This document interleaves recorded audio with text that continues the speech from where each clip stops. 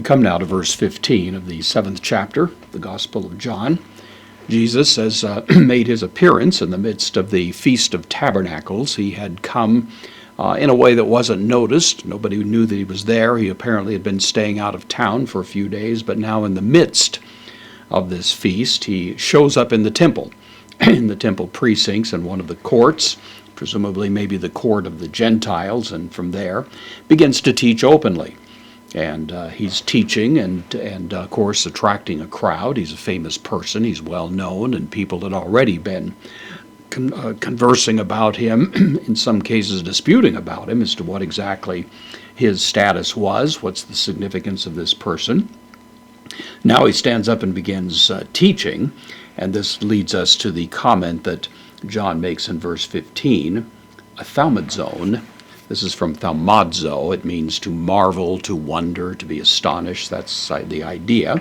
This is the third person plural, imperfect active indicative, indicating an ongoing description of their behavior. They were marveling or wondering, the postpositive un, so therefore they were marveling, referring to the subject of the verb, hoi udaioi.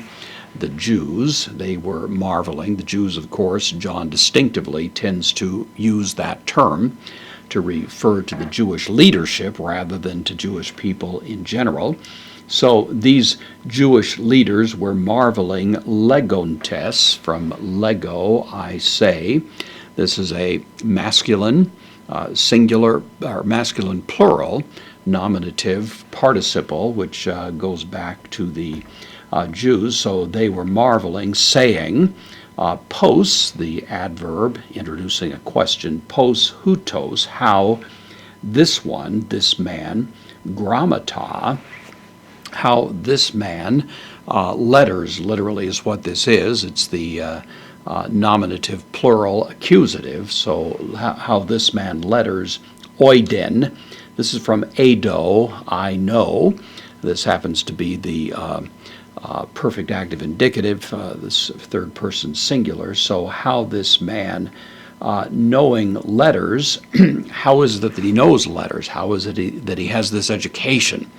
How is it that he's obviously a person with some demonstrable competence with respect to matters that usually are only picked up if a person happens to attend some notable school? It's rather an astonishing thing to them, and it leads to them being astonished as they hear Jesus holding forth in this way, noting, of course, may, the term may, the negation going with the non-indicative mood. Here it's a participle, not me mathekos.